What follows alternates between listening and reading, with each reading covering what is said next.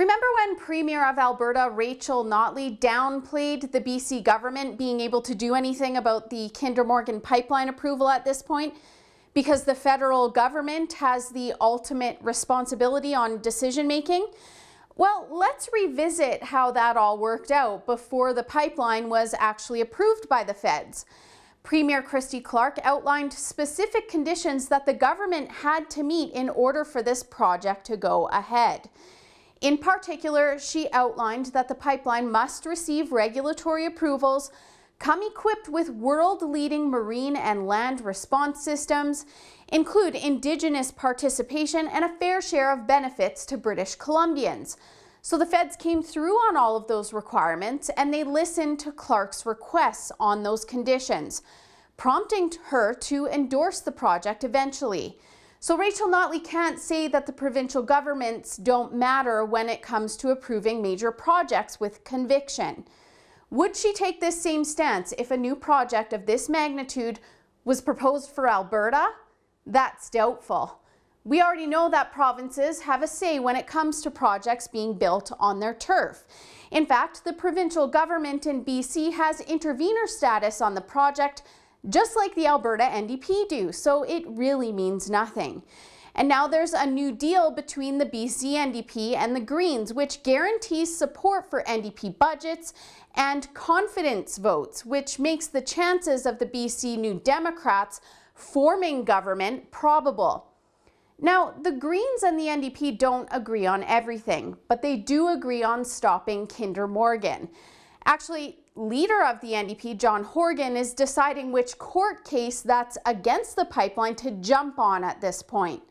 Currently, 3 First Nations groups that are located around the Burrard Inlet, plus the city of Vancouver and Burnaby, are in court battles against the TransMountain project, and Horgan says he's getting advice from the Attorney General's ministry to see which of these cases the NDP can and should participate in. No matter what Notley says, Horgan and Weaver will fight this pipeline. They've promised it, and Horgan is adamant that he disagrees with Notley's stance to get the project built. And although the federal and provincial Liberals have approved the project, there may soon be a new government at the helm in BC, and with that will come new challenges to get shovels in the ground. The NDP and Greens can and will stall this project through any means possible.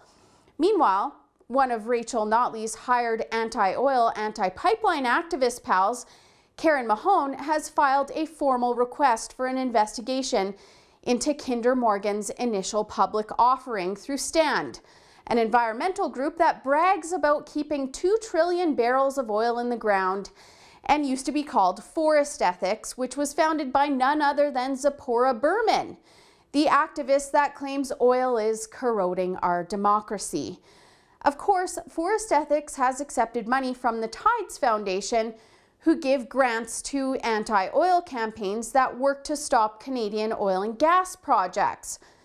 Berman and Mahone both supported the NDP during the BC election and were hired by Rachel Notley, and they helped the NDP campaign against Alberta's interests.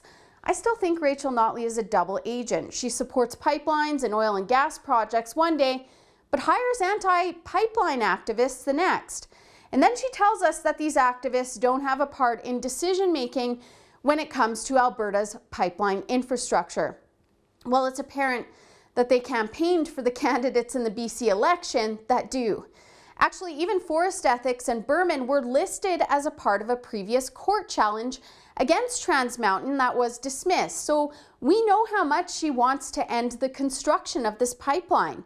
So Rachel Notley can say whatever she wants. She can say that she'll fight for TransMountain and Alberta's oil and gas industry. But we all know that her hired pals will fight against it, along with the BC NDP and Greens, every step of the way. For the Rebel.Media, I'm Holly Nicholas. Thanks so much for watching. Zipporah Berman wants to block pipelines, and Rachel Notley hired her to be on a panel that makes decisions about Alberta's oil and gas industry. I think she should be fired. If you do too, go to fireberman.ca to sign our petition today.